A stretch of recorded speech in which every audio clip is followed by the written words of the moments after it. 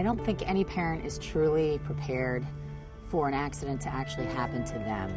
And what happened was a beautiful fishing trip that was supposed to be an exciting day out with Grandpa and Daddy, and it turned into a near tragedy.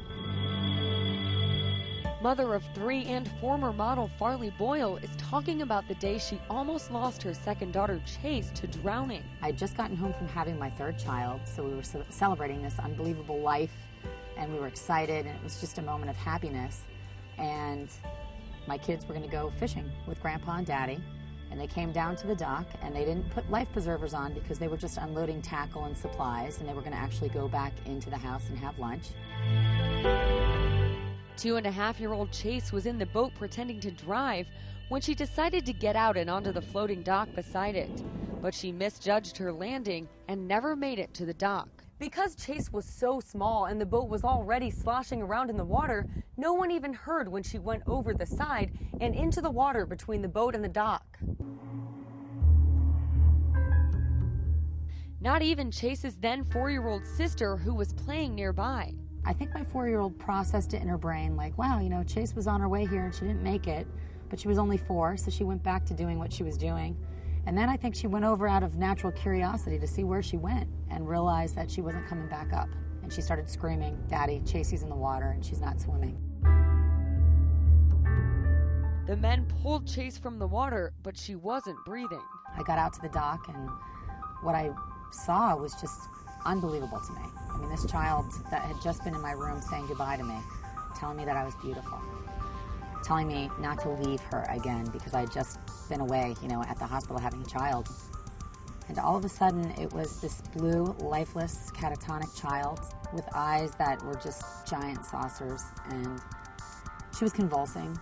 And, you know, when I really assessed where we were at that moment, I just was shocked. I was beyond shocked. Having taken an infant-child CPR course with his wife when she was pregnant with their first child, Patrick immediately started CPR. It was just, come on, baby. Chasey, you got to breathe. You got to get the water out. Come on, honey. You got to hold on for Daddy. Please breathe. You got to get the water out.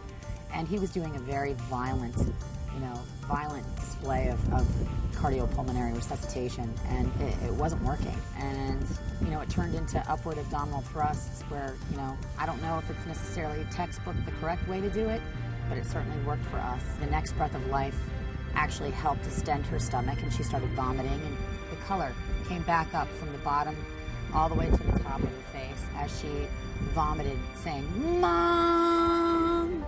Chase was taken away in an ambulance and admitted to the ICU, but she sustained no brain damage or any other adverse side effects as a result of her near drowning. And at that moment, I was, 100% going to give back to the day I died because I had been given a second chance and we'd been spared.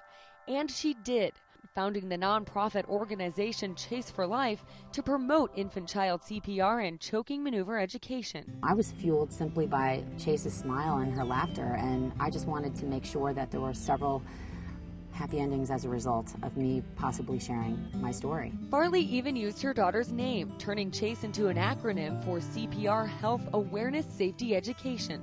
Our mission is to make sure that anyone that has a hand on a child is empowered with basic life-saving skills so that they can sustain a life in a crisis until help can take over.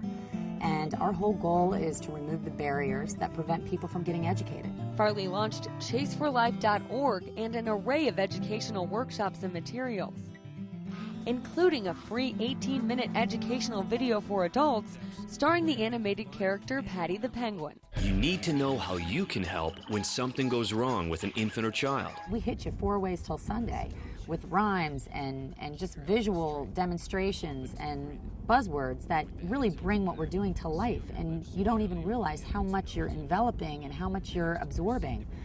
And we decided that if we could really, just kind of hit you over the head as many times as possible in 18 minutes, that you would walk away retaining enough knowledge to save a life.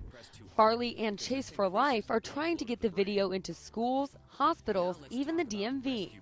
And recently, they've teamed up with the American Red Cross. Programs like Chaseforlife fall directly in line with the mission of the American Red Cross because of the health and safety division that we have here.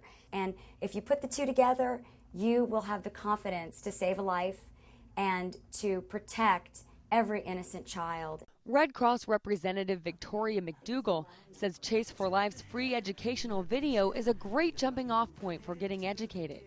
Us at the American Red Cross, we want to encourage people to further their education, and we do want to encourage parents, at least one in every household, to be certified in CPR and choking maneuvers. But it doesn't have to cost anything to get started, and you can gain your knowledge and further your education at a nominal cost, in the ballpark of $35, to go ahead and go all the way, take the full class, the 8 hours, invest the extra time, and really take your game to the next level. Because you never know when disaster will strike, and when it does, will you know what to do? Truthfully, it's what saved my child's life.